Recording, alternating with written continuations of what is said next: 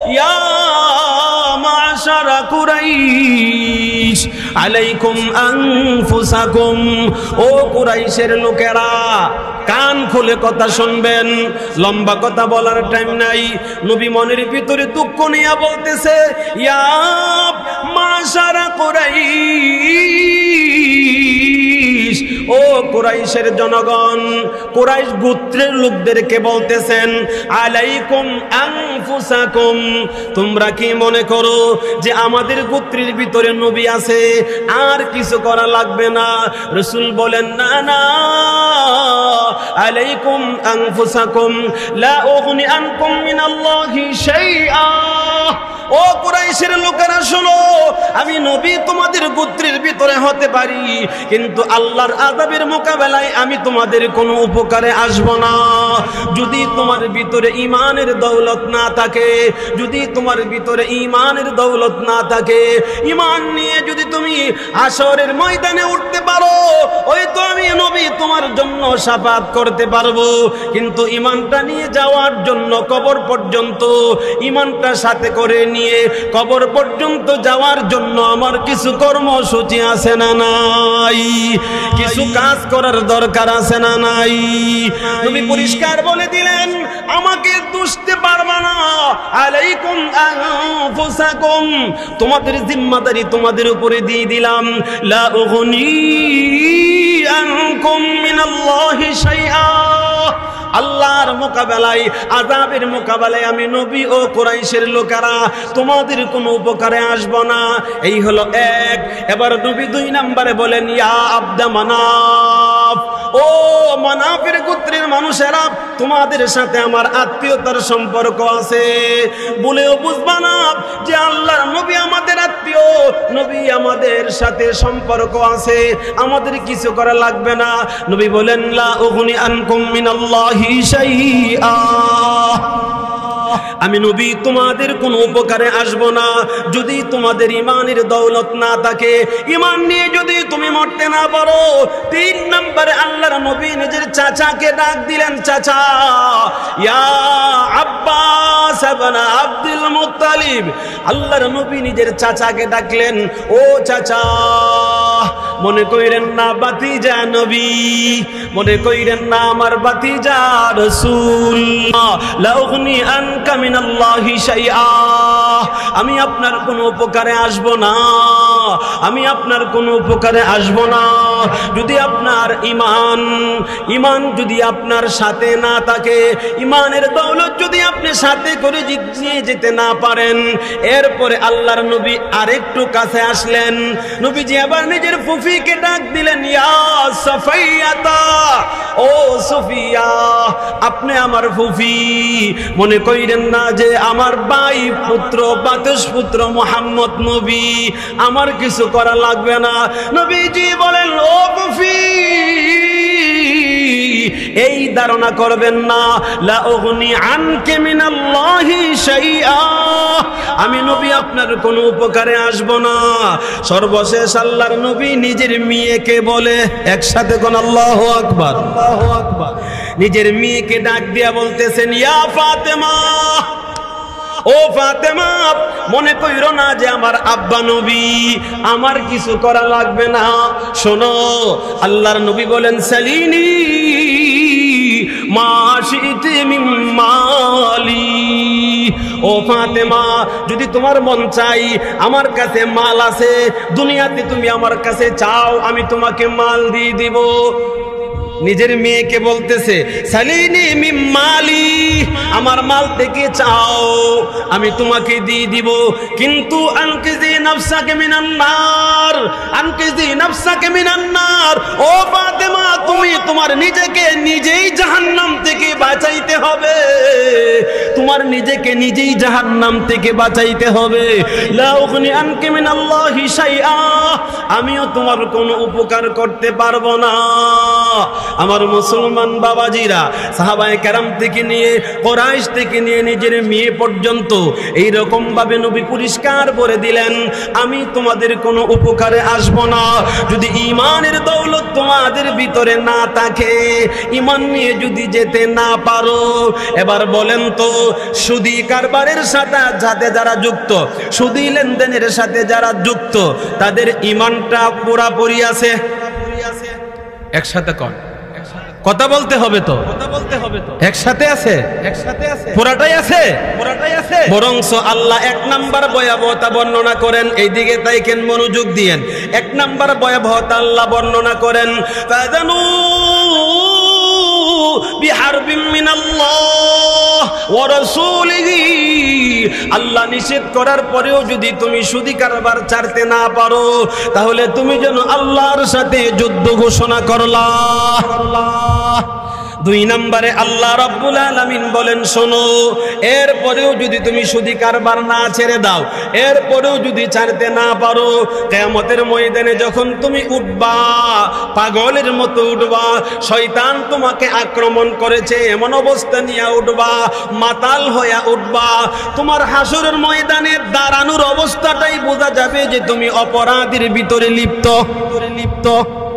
অপরাধের ভিতরে আল্লাহ রাব্বুল আলামিন বলেন, আল্লাযীনা ইয়াকুলুনার রিবা লা ইয়াকুমুনা ইল্লা কামা ইয়াকুমুল্লাযী ইয়াতাখাব্বাতুহুশ শাইতানু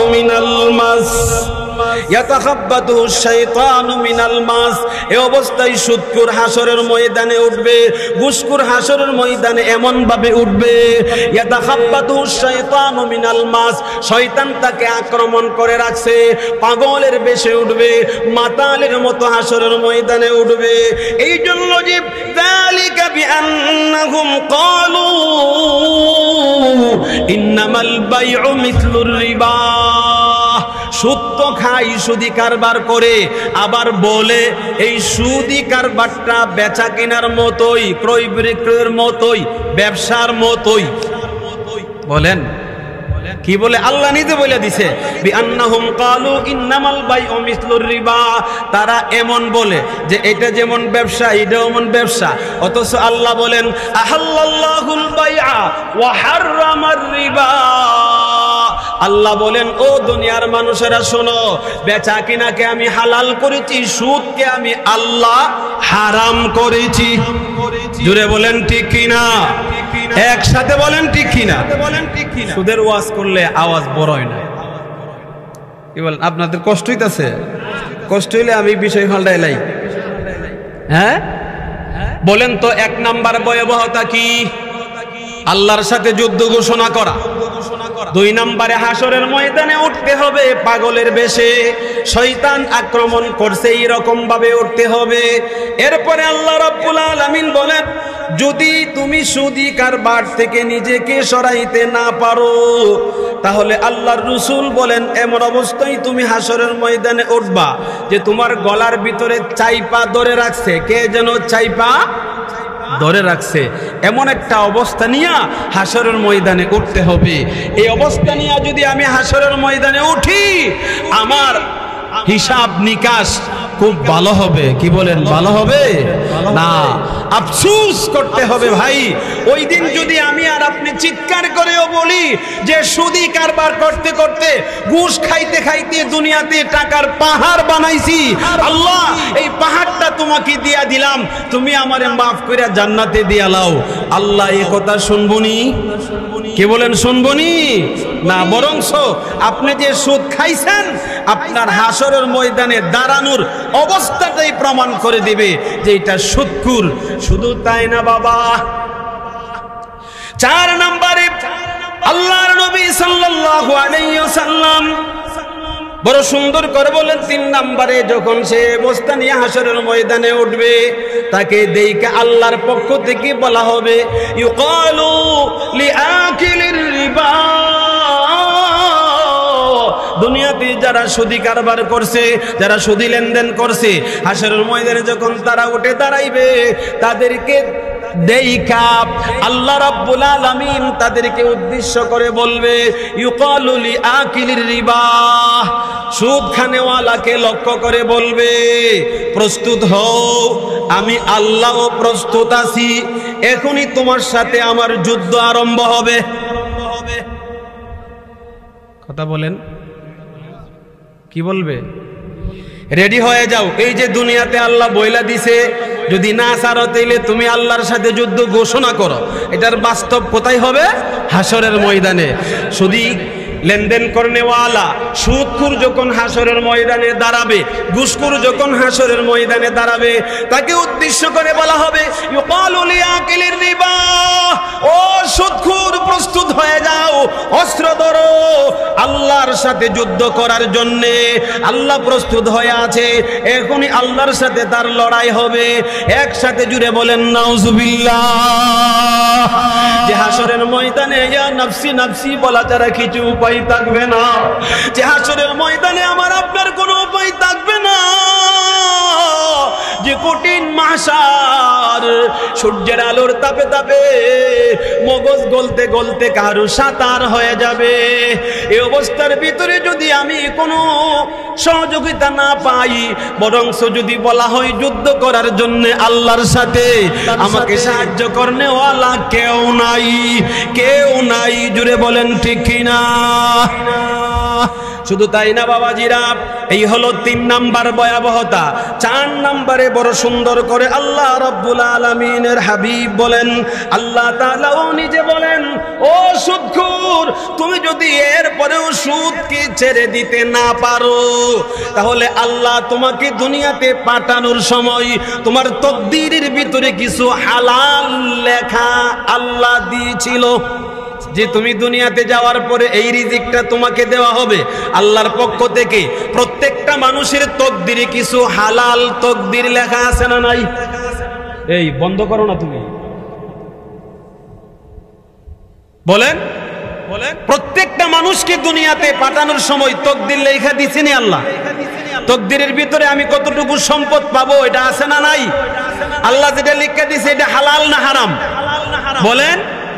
এবার শুনেন, 4 নম্বরে আল্লাহ রাব্বুল আলামিন বলেন, আমি তোমাকে হালাল ভাবে দিয়েছি রিজিক, আমার কথা অমান্য করে আমি নিষেধ করার পরেও তুমি সুদী কারবারের ভিতরে ঢুকেছো, সুদী লেনদেন করে করে তুমি বড় হয়ে যাইবা। আল্লাহ রাব্বুল আলামিন একটা পর্যায়ে তার প্রতি রাগ হয়া, গুসা হয়া আল্লাহ তাআলা সূরা নিসা 160-61 নম্বর আয়াতের ভিতরে বলেন, বড় সুন্দর করে আল্লাহ বলেন, শোনো, সূরা নিসার ভিতরে আল্লাহ বলেন, এরপরেও যদি তুমি না ছাড়তে পারো, তোমার তকদিরে যে হালাল মালটা ছিল এইটাও, এই হালাল সম্পদটাকেও, হালাল মালটাকেও আল্লাহ হারাম বানায়া দিবে। জোরে কোন নাউজুবিল্লাহ। কি বানায়া দিবে? কেমনে? এমন অবস্থা হবে যে সে হালাল প্রক্রিয়া উপার্জন করার রাস্তা, ওয়াকাদ নুহু আনহু, তাদেরকে নিষেধ করা হয়েছে সুদী লেনদেন করার জন্য, এরপরেও তারা সুদী কারবারে লিপ্ত হয়ে গেছে। ইহুদিরা যদি সুদী কারবার নিষেধ করার পরে লিপ্ত হইছে, আল্লাহ তাদের হালালকে হারাম বানায় দিছে। আমাদের উপরও এই বিধানের নিষেধাজ্ঞা আছে না নাই? ওয়াজারু মা বাকিয়া মিনার রিবা, এটা এই উম্মতের জন্য কিনা? জুড়ে বলেন, কিনা? জুড়ে বলেন। আমরা যদি সরে আসতে না পারি, একটা পর্যায়ে সুদখোরের সমস্ত সম্পদকে আল্লাহ হারাম ঘোষণা করবে। জুড়ে বলেন নাউজুবিল্লাহ। এটা 4 নাম্বার সুদী লেনদেনের ভয়াবহতা। 5 নম্বরে আল্লাহ তাআলা বলেন, শোনো, যেই এলাকার ভিতরে সুদী কারবার চলে, সুদী লেনদেন চলে, এই সুদখোরের কারণে, ঘুষখোরের কারণে এলাকার প্রত্যেকটা মানুষের উপরে আল্লাহর পক্ষ থেকে গজব নাজিল হয়। এখন আপনি বলবেন, আমরা সবাই তো খাই না। আল্লাহ এখানে বলতেছেন, আল্লাহর রাসূল বলতেছেন হাদিস শরীফের ভিতরে, না তুমি খাও না, এরপরেও তোমাকে ছাড়া হবে না। আযাব যখন আসে একসাথে আসে, বলে এখানে 2-4 জন আছে তারা খায় না, তোমাদের উপরে দায়িত্ব ছিল, নিষেধ করো নাই কেন? কি বলেন? নিষেধ। এই জন্য বাবাজিরা আমার, যেভাবে হয় করতে হবে। জোরে কোন ঠিক কিনা? যেভাবে হয় সেভাবে করতে হবে। আরো কঠিন বিধান সামনে আসতেছে, শুনেন। প্রশ্নের জবাব সামনে আসবে, প্রশ্নের জবাবটা সামনে আসবে। আল্লাহ রাসূল বলেন, ক্বালা রাসূলুল্লাহি সাল্লাল্লাহু আলাইহি ওয়াসাল্লাম, ইযা যাহারা যিনা ওয়ার রিবা ফি কারিয়াতিন, কোন গ্রামের ভিতরে, কোন জনপদের ভিতরে, কোন গোষ্ঠীর ভিতরে দুইটা কাজ যখন চালু হয়ে যায় প্রকাশ্যভাবে, জহারা প্রকাশ্যভাবে চালু হয়ে যায় দুইটা কাজ, এক নম্বরে জিনা ব্যভিচার, দুই নাম্বার হলো রিবা সুদি কারবার। কয়টা কাজ বলেন?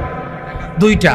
ইদা জহারা আয-জিনা ওয়ার রিবা ফি কারিয়াতিন, আল্লাহর রাসূল বলেন যখন কোন গ্রামের ভিতরে, কোন গোষ্ঠীর ভিতরে, কোন জনপদের ভিতরে দুইটা কাজ চালু হয়ে যায়, এক নম্বরে জিনা, দুই নাম্বার হলো রিবা সুদি কারবার, আল্লাহর রাসূল বলেন কদ আহাল্লু বিআনফুসিহিম আযাবাল্লাহ, এই সুদখোরদের কারণে এই এলাকার উপরে আল্লাহর পক্ষ থেকে গজব নাজিল হওয়াটা অবধারিত হয়ে যায়। তাদের সুদি লেনদেনের কারণে আল্লাহ তাদের উপরে আযাব দিবে, তারা এর রাস্তা খুলে দিয়েছে। কি করছে বলেন? এই সুদখোরদের কারণে এলাকার পুরা মানুষের উপরে আযাব আসবে, পুরা মানুষের উপরে গজব আসবে, পুরা মানুষের উপরে সিডর আসবে, পুরা মানুষ দুর্ভিক্ষে পতি হয়ে যাবে, পুরা এলাকার ভিতরে রিজিক আল্লাহ উঠায়া নেওয়া আরম্ভ করবে। ফসল সুন্দর হয়েছে, এখন আর ফসল সুন্দর হয় না। লাউ গাছ লাগাইলে এক লাউ গাছের ভিতরে 20টা ধরছে, এখন দেখা যায় একাধিক ওষুধ দেওয়ার পরেও 2টা 4টা 5টা এর বেশি আর পাওয়া যায় না। মুসলমান বাবাজিরা আমার, আল্লাহর হাবিব সাল্লাল্লাহু আলাইহি ওয়াসাল্লাম বলেন সুদখোরের 5 নাম্বার ভয়াবহতা হলো এই সুদ কারবারের কারণে, সুদখোরদের কারণে পুরা এলাকায় কি আসে বলেন? জোরে বলেন। খালি তাদের উপর আইব না পুরা এলাকায় আইব? এই এখন যারা সমাজ প্রতিনিধি আছেন তাদের দায়িত্ব আছে না নাই? সমাজ প্রতিনিধি প্রতিটা এলাকায় আছে না নাই? সামাজিক প্রতিনিধি যারা, আপনাদের উপরে এখন দায়িত্ব, যারা সুদি লেনদেনে যুক্ত আছে তাদের বাড়িতে যাবেন, ঘরে যাবেন, তাদের সাথে আলোচনা করবেন।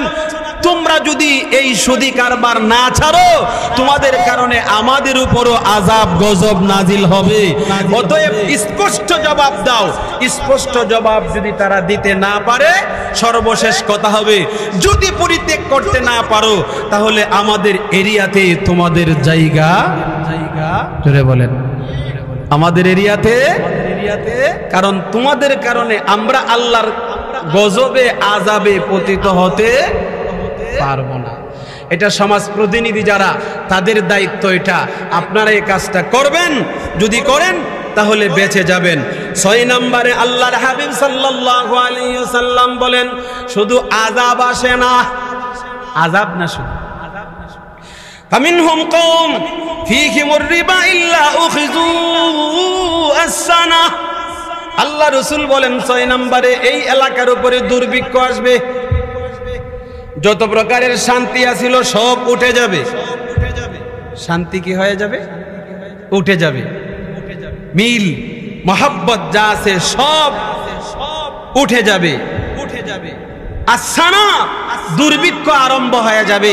আমার মুসলমান বাবাজিরা, আলোচনা করার অর্থ হলো, সারসংক্ষেপ কথা হলো, আমরা যারা এ জাতীয় ঘৃণিত কাজের ভিতরে লিপ্ত আছি, আজ থেকে নিয়ত করব ইনশাআল্লাহ আমরা এই জাতীয় কাজ আর করব না। যতটুকু করেছি আল্লাহর কাছে তওবা করে মাপ চেয়ে নিজে খালেস হয়ে যাব, পরিশুদ্ধ হয়ে যাব। আল্লাহ আমাদের সকলকে তৌফিক দান করেন, জুড়ে বলেন আমিন। এই হলো 6 নাম্বার। 7 নম্বরে আরেকটা ভয়াবহতা শুনেন, কঠিন এক ভয়াবহতা।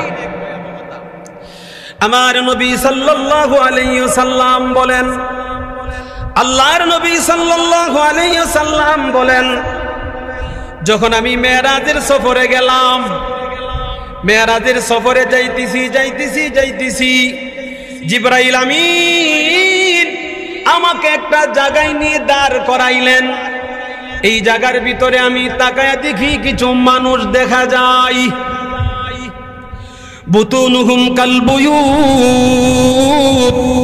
ফিহা আল হায়াত তুরা মিন খারিজ বুতুনিহিম ক্বালা মান হাউলা ইয়া জিবরাইল ক্বালা হাউলাই আকালাতুর রিবা। আমার মুসলমান ভাইয়েরা, আল্লাহর নবী বলেন জিবরাইল আমিন আমাকে নিতে নিতে এমন একটা জায়গায় দাঁড় করাইলো। আরেক বর্ণনায় আছে নবীজি বলেন আমি ঘুমন্ত অবস্থায় ঘুমের ভিতরে স্বপ্ন দেখলাম। আপনারা বুঝতেছেন নি আমার কথা? ঘুমের ভিতরে আমি স্বপ্ন দেখেছি দুইজন ফেরেশতা আমাকে দুই হাত ধরে আমাকে কোথায় যেন নিয়ে যাইতেছে। নিতে নিতে এমন একটা জায়গায় আমাকে দাঁড় করাইছে। আমি তাকায়া দেখি এমন মানুষ দেখা যায় এখানে দাঁড়ায়া রইছে, বুতুনুহুম কালবুয়ুত, এক একটা মানুষের পেট একটা ঘরের সমান দেখা যায়। পেট কি এর সমান? বুতুনুহুম কালবুয়ুত, একটা মানুষের পেট একটা ঘরের সমান দেখা যায়। ইহা আল হাইয়াত, এই পেটের ভিতরে বড় বড় সাপ দেখা যায়।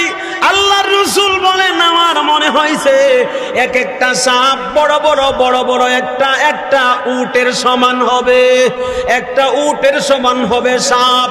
এই বড় বড় সাপ এই পেটের ভিতরে দেখা যায়। রাসূল বর্ণনা দিয়েছেন তুরা মিন খারিজি বুতুনিহিম, পেটের বাহির থেকেই তাকাইলে পেটের ভিতরের সাপ দেখা যায়।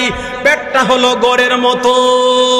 আমি তাকায়া সাথে সাথে আল্লাহর নবী বলেন এই অবস্থা দেখার পরে আমি কেটে দিলাম, আমার চোখ দিয়ে পানি বের হওয়া আরম্ভ হয়ে গেছে। রাসূল বলেন আমি পানি ধরে রাখতে পারি না, এই পানি চোখের পানি আমার গাল বেয়ে দাড়ি বেয়ে জামা পর্যন্ত চলে আসছে। হঠাৎ করে আমি জিবরাইলের দিকে তাকায়া জিজ্ঞাসা করলাম মান হাউলাই ইয়া জিবরাইল, ও জিবরাইল এই মানুষগুলো কারা যাদের পেট হলো একটা গড়ের সমান, আবার এই পেটের ভিতরে এত বড় বড় সাপ, এই সাপগুলো দেখা যায় তারে দংশন করতেছে, এই আযাবের ভিতরে তাদেরকে প্রতিহত করে রাখছে। এই মানুষগুলো কারা, তাদের পরিচয় কি? জিবরাইল আমিন কয় ইয়া রাসূলুল্লাহ ইয়া হাবিবাল্লাহ হাউলাই আকালাতুর রিবা, তারা হলো ওই সমস্ত মানুষ যারা দুনিয়াতে থাকা অবস্থায় সুদ খাইছে, যারা সুদি কারবার করেছে, সুদি লেনদেনে যারা যুক্ত ছিল। এই সুদখোর যখন দুনিয়া থেকে বিদায় হয়ে গেছে, আল্লাহ রাব্বুল আলামিন তাদেরকে দুনিয়া থেকে আসার পরে এই আযাবের ভিতরে গ্রেফতার করে দিয়েছে। কিয়ামতের আগ পর্যন্ত এমন ভাবে তাদেরকে আযাব দেওয়া হবে। এটা জাহান্নামের ভিতরে না, বরজখের ভিতরে। কোন জায়গায় বলেন? কোন জায়গায়? কবরে মরার পরে ওই জাহান্নামের ভিতরে না। বলে জাহান্নামে যাওয়ার পরে দিছে না, না, রাসূল বলতেছেন বরজখের ভিতরে তাদেরকে এই রকম ভাবে আযাব দেওয়া হচ্ছে। আমি জিজ্ঞাসা করলাম তারা কারা? জিবরাইল আমিন কো হাউলাই আকালাতুর রিবা, এরা হলো সুদখোর, যারা দুনিয়াতে সুদ খাইছে কবরে আসার সাথে সাথে এই রকম ভাবে আল্লাহ তাদেরকে আযাবের ভিতরে গ্রেফতার করেছে। একসাথে বলেন এই আযাবের ভিতরে আমরা গ্রেফতার হইতে পারবো? এই ক্ষমতা আমাদের আছে? জোরে বলেন আছে? আল্লাহ আমাদেরকে হেফাজত করেন, বলেন আমিন। শুধু তাই না বাবাজিরা, আল্লাহর হাবিব সাল্লাল্লাহু আলাইহি ওয়াসাল্লাম এবার সুদখোরের 8 নাম্বার ভয়াবহতা বর্ণনা করেন। ক্বালা রাসূলুল্লাহ সাল্লাল্লাহু আলাইহি ওয়াসাল্লাম আর-রিবা 70 হুবা আইসারুহা আইয়ানকিহার রাজুলু উম্মাহ। একসাথে বলেন নাউজুবিল্লাহ, জোরে বলেন নাউজুবিল্লাহ। আল্লাহর নবী সাল্লাল্লাহু আলাইহি ওয়াসাল্লাম বলেন এই সুদের 70টা শাখা প্রশাখা আছে। এর ভিতরে সর্বনিম্ন হলো ছেলে তার মায়ের সাথে জিনা করা। বলেন আইয়ান কি হার রাজুল উম্মাহ, শাব্দিক অর্থ হলো কোন লোক তার মাকে বিবাহ করা। সন্তান কি মাকে বিবাহ করতে পারে? তাহলে বিষয়টা কি বুঝলেন? সন্তান মাকে বিবাহ করা মানে মার সাথে জিনা করা। সন্তান মায়ের সাথে জিনা করাটা যেমন ঘৃণিত, যেই বড় অপরাধ, এর চেয়ে বড় অপরাধ, এর চেয়ে বড় ঘৃণিত কাজ হলো সুদী কারবারে যুক্ত হওয়া, সুদী লেনদেন করা, সুদ খাওয়া। একসাথে জুড়ে বলেন ঠিক কিনা? বলেন ঠিক কিনা? মুসলমান বাবাজিরা আমার, এবার আল্লাহ রাব্বুল আলামিন 9 নম্বরে বলতেছেন শোনো, আল্লাহর হাবিব বলেন শোনো, যারা সুদ খায় আরেকটা ভয়াবহতা কি? আল্লাহর নবী বলেন লাম্মা উসরিয়া, আমি যখন মেরাজে গেলাম, মেরাজের সফরে জিবরাইল আমিন আমাকে নিয়ে যাইতেছে। হঠাৎ করে জিবরাইল আমাকে একটা জায়গায় দাঁড় করাইলেন। ফাহিনা ইদিন নাযারতু, আমি দিকে তাকাইলাম, তাকায়া দেখি বিনাহার মিন দামিন, রক্তের বিশাল একটা নদী দেখা যায়, রক্তের নদী। আর একটু ভালো করে তাকায়া দেখি ফিহি রাজুলুন কায়েমুন আলা ওয়াসতিন নাহার, এই নহরের মাঝখানে, নদীর মাঝখানে একটা লোক দাঁড়ায় রইছে। বিশাল এক নদী, নদীর মাঝখানে একটা লোক দাঁড়ায় রইছে। রাসূল বলেন আমার চোখে দেখলাম যেই লোকটা নদীর মাঝখানে দাঁড়ায় রইছে, এই লোকটা চাইতেছে একটু সামনে আসবে। আর একটু তাকায়া দেখি এই নদীর কিনারায় আরেকটা মানুষ দাঁড়ায় রইছে। বাইনা ইয়াদাইহি বিহাজার, যেই লোকটা নদীর কিনারায়, এই লোকটার চতুর্দিকে বড় বড় পাথর রাখা, বড় বড় পাথর রাখা। আর একটা লোক হলো নদীর একেবারে মাঝখানে। আল্লাহর নবী সাল্লাল্লাহু আলাইহি ওয়াসাল্লাম বলেন ফাআকবালাল্লাযী ফিন নাহার, যেই লোকটা নদীর মাঝখানে আছে, এই লোকটা সাঁতার কেটে কিনারে উঠতে চেষ্টা করতেছে। যখনই সে কিনারে ওঠার জন্য আসে, এমনি দেখা যায় নদীর কিনারে যেই লোকটা আছে বিশাল বড় একটা পাথর লইয়া ওই নদীর মাঝখানে লোকটার মাথা মুখের ভিতরে মারে, এমন ভাবে আঘাত করে, পাথরের আঘাতে আঘাতে এই নদীর মাঝখানে দাঁড়ানো যে লোকটা, এই লোকের নাক ছিটে যায়, গাল ছিটে যায়, এই চেহারা সহ মাথাগুলো ছিটে ছিটে রক্ত প্রবাহিত হইয়া তার শরীরের রক্ত দিয়া নদীর পানি লাল হয়ে যাইতেছে, লাল হয়ে যাইতেছে। এই অবস্থা আমি দেখলাম। আল্লাহর নবী বলেন আমি সহ্য করতে পারলাম না, এত কষ্টের ভিতরে পানিতে লোকটা দাঁড়ানো, চেষ্টা করে ওঠার জন্য, চেষ্টা করলেই তার উপরে পাথর মারা হয়। আর এত বড় পাথর, পাথরের আঘাত করতে দেরি হয়, তার নাক মুখ চেহারা সিটে ফিনকি দিয়ে রক্ত বের হইতে দেরি হয় না। এত পরিমাণে রক্ত, রক্তের কারণে এই নদীর পানি লাল হয়ে যাইতেছে। আল্লাহর নবী বলেন আমি জিবরাইলকে ধরলাম, ও জিবরাইল এই লোকটাকে এই রকম ভাবে তার কেন আযাব দেওয়া হইতেছে, শাস্তি দেওয়া হইতেছে? আল্লাহর রাসূলকে জিবরাইল আমিন কই ইয়া রাসূলুল্লাহ হুয়া আকিলুর রিবা, অপরাধ হলো সে দুনিয়াতে থাকা অবস্থায় সুদ খাইতো, সুদী লেনদেন করতো, সুদী কারবারে যুক্ত হইতো। এই জন্য সে দুনিয়া থেকে বিদায় হওয়ার পরে আলমে বরজখের ভিতরে আল্লাহ রাব্বুল আলামিন এইরকম ভাবে তাকে আযাব দিতেছে।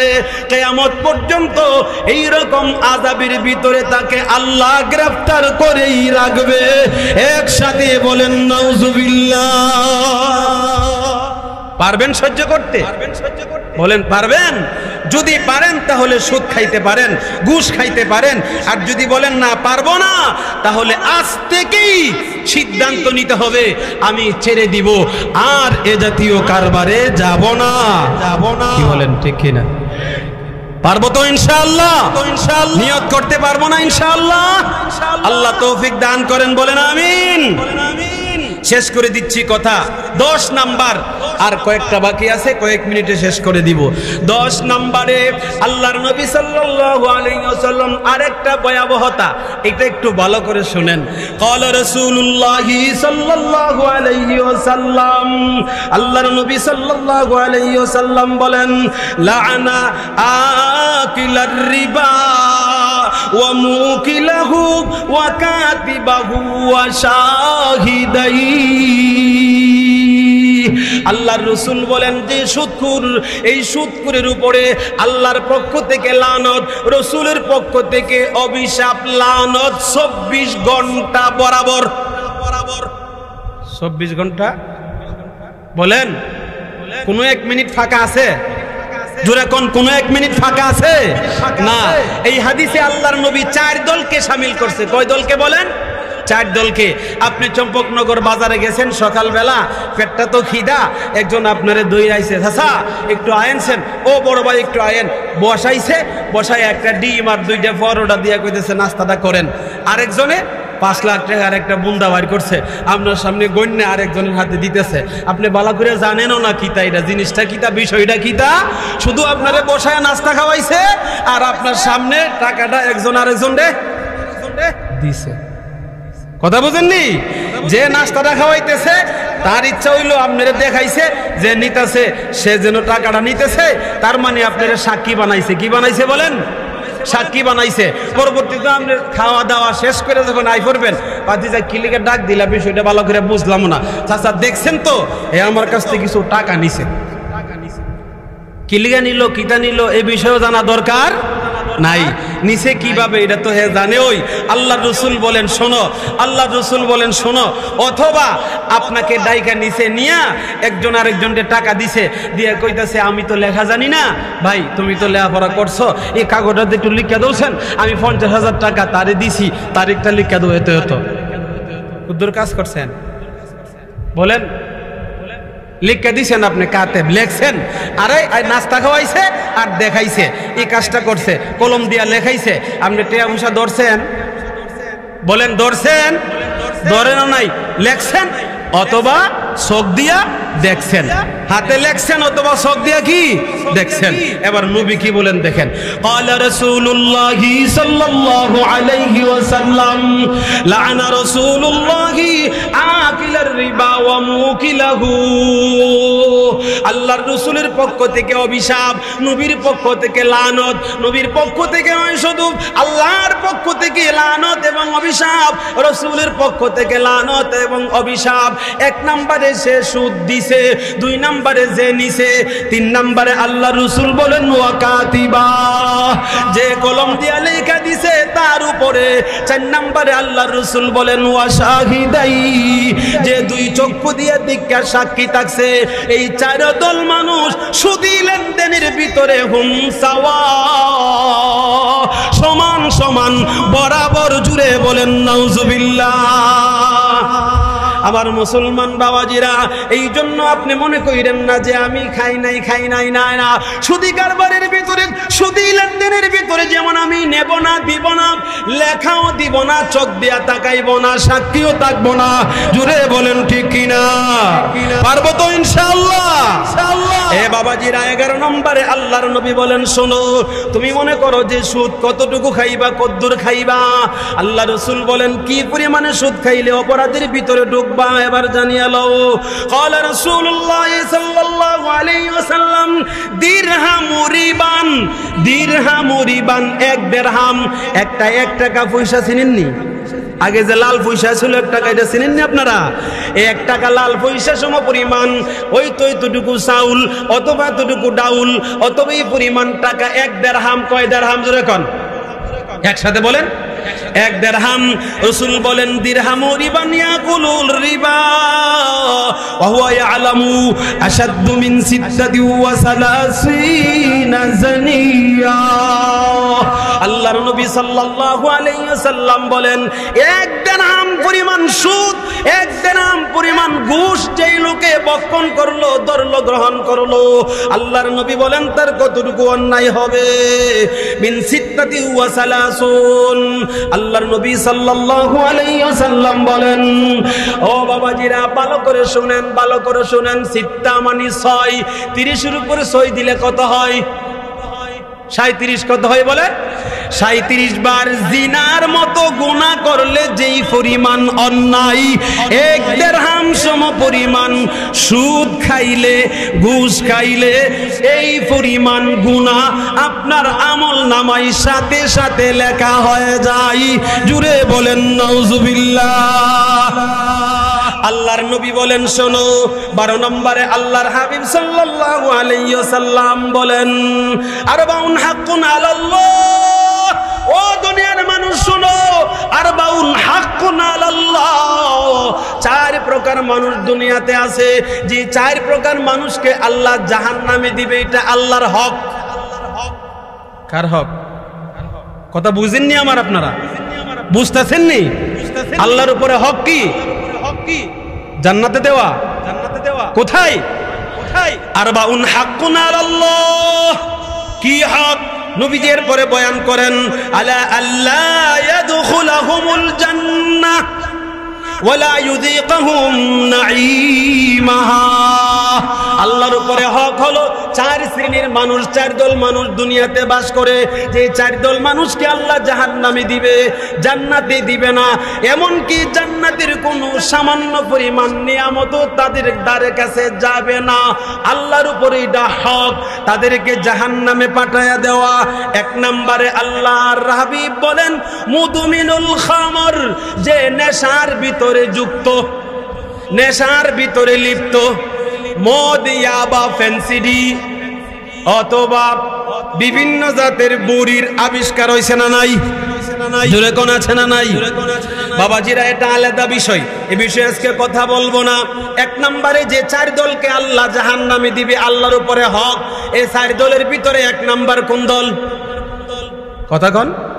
মুদমিনুল খামর, নেশা করতে করতে করতে করতে, নেশা খাইতে খাইতে, নেশার কারবারে থাকতে থাকতে, নেশা বেচতে বেচতে, অথবা নেশা বহন করতে করতে, নেশা লইতে লইতে যে দুনিয়া থেকে বিদায় হয়ে গেছে। আল্লাহ রাব্বুল আলামিনের হাবিব বলেন সে জাহান্নামে যাবে, এটা আল্লাহর নিজ দায়িত্বে দিবে। 2 নম্বরে ওয়া আকিলুর রিবা, যেই মানুষ সুদি লেনদেন করে, সুদ খায়, ঘুষ খায়, এই সুদি লেনদেন যারা করে, সুদি কারবার যারা করে, সুদখোরকে আল্লাহ রাব্বুল আলামিন জাহান্নামে দিবে। এটা আল্লাহর হক, আল্লাহর হক, আল্লাহর হক। জুড়ে বলেন নাউজুবিল্লাহ। আল্লাহর হক তাকে জাহান্নামে দেওয়া। এই অবস্থায় সুদি যে মারা যায়, সুদ খাইতে খাইতে মারা যায়, সুদি কারবার করতে করতে মারা যায়, সুদি লেনদেন করতে করতে মারা যায়, ঘুষ খাইতে খাইতে মারা যায়, এই অবস্থায় যদি তার মরণ হয়ে যায়, আল্লাহর উপর হক, আল্লাহ তাকে জাহান্নামে দিবে। 3 নম্বরে আল্লাহর হাবিব বলেন ওয়া আকলু মালিল ইয়াতীম, যারা অন্যায়ভাবে ইয়েতিমের মাল ভক্ষণ করতে করতে মারা যায়, ইয়েতিমের মাল অন্যায়ভাবে খাইতে খাইতে খাইতে খাইতে এটার উপরই তার মরণ হইছে। 4 নম্বরে আল্লাহ রাসূল বলেন ওয়াল আকুলি ওয়ালিদাইন, ওই সন্তান, যেই সন্তান মা বাবার নাফরমানি করতে করতেই বিদায় হইছে, যেই সন্তান আব্বা আম্মার নাফরমানি করতে করতে দুনিয়া থেকে মারা গেছে, মা বাবাকে অসন্তুষ্ট অবস্থায় সে দুনিয়া থেকে বিদায় হইছে, আল্লাহর উপরে হক ওই সন্তানকে জাহান্নামে দেওয়া। জাহান্নামে দেওয়া। এই 4 দল মানুষকে আল্লাহর উপরে হক, আল্লাহ তাদেরকে জাহান্নামে দিবে। ও ভাই, এখনো যদি মনে করেন আমি সুদি কারবার করব, আমি নেশায় লিপ্ত হব, আমি ঘুষ খাবো, এটা আপনার সিদ্ধান্ত। আল্লাহ আমাদেরকে হেফাজত করেন। জুড়ে বলেন আমিন, বলেন আমিন। এরপরে মুসলমান বাবাজিরা, শেষ কথা, আল্লাহর হাবিব সাল্লাল্লাহু আলাইহি ওয়াসাল্লাম বলেন শোনো, এমন একটা জমানা আসবে, তুমি যদিও সুদ খাইতে না চাও, সুদ তোমাকে ছাড়বে না, সুদ খুঁজে খুঁজে তোমারে ধরতে চাইবে। এই কথাটা স্মরণ রাখতে হবে, এটা খেয়ালে রাখতে হবে। বলে আমি তো খাইলাম না, এরপরও সুদের গন্ধ নাকে লাগবো। গন্ধ কি? কেমনে নাকে লাগবো? একটা উদাহরণ দিই, উদাহরণ আমার শেষ কথা। বাবাজিরা, 2 বন্ধু মিলে আপনারা, অথবা 2 জন মেহমান, অথবা অপরিচিত একজন মানুষের সাথে আপনার দেখা, হোস্টেলে বইছেন, সে নাস্তার বিল দিয়ে লাইছে। কি দিয়ে লাইছে? আপনি জানেন না, কিছুই জানেন না, অথচ এই লোকটা সুদি কারবারে লিপ্ত। কথা কন, যে সুদি কারবারের সাথে যার সম্পর্ক, তার টাকা হালাল না হারাম? হারাম। বলে আপনি তো জানেন না, এরপর আপনি তার পক্ষ থেকে নাস্তা পেটে দিয়েছেন, জানেন না, বুলে খেয়ে লাইছেন। এই কথাটাই আল্লাহ রসুল বলছে, তুমি চাও নাই, এরপরও এর গন্ধ তোমার নাকে লাগায় দিছে, এটাও তোমাকে খেয়াল করতে হবে। এই জন্য আল্লাহ প্রথম আয়াতে বলছেন, ইয়া আইয়ুহাল্লাযীনা আমানুত্তাকুল্লাহ ওয়া যারু মা বাকিয়া মিনার রিবা। সুদি কারবার যে তোমরা ছেড়ে দিবা, এই সুদি কারবার চারার ক্ষেত্রে, সুদি লেনদেনের ক্ষেত্রে আল্লাহকে ভয় করতে হবে। এমন ভাবে ভয় করবা যেন সুদের কোনো প্রকারের কোনো চিহ্ন তোমার কাছে আসতে না পারে। করবো তো ইনশাআল্লাহ, করবো ইনশাআল্লাহ। আল্লাহ তাআলা আমাদেরকে তৌফিক দান করেন। কথাগুলো কঠিন কঠিন কথা কয়ে লিছি ভাই। ও ভাই, যদিও কঠিন কথা, এগুলোই চিরসত্য। সুদি নামক বিধিটা এখন এত মারাত্মক হয়ে গেছে, আমি চাই না এরপরে যেন আমার উপরে জুড়ে এসে বসে যায়। আমি চাই দূরে থাকতে, এরপরও আমাকে চতুর্দিক থেকে চাই পাইটার ভিতরে নিয়ে যায়। আল্লাহ তাআলা আমাদের প্রতিটা গডকে, প্রতিটা ফ্যামিলিকে, প্রতিটা সদস্যকে, মুসলমান নরনারী, এই সুদি নামক মারাত্মক ভয়াবহ বিধি থেকে আমরা যেন আমাদেরকে হেফাজত করতে পারি এবং ঈমানকে পরিপূর্ণ লইয়া যেন কবরে যাইতে পারি। আল্লাহ আমাদের সকলকে তৌফিক দান করেন। জুড়ে বলেন আমিন, আরো জুড়ে বলেন আমিন। ওয়া আখিরি দাওয়ানা আনিল হামদুলিল্লাহি রাব্বিল আলামিন। আসসালামু আলাইকুম ওয়া রাহমাতুল্লাহি ওয়া বারাকাতুহু।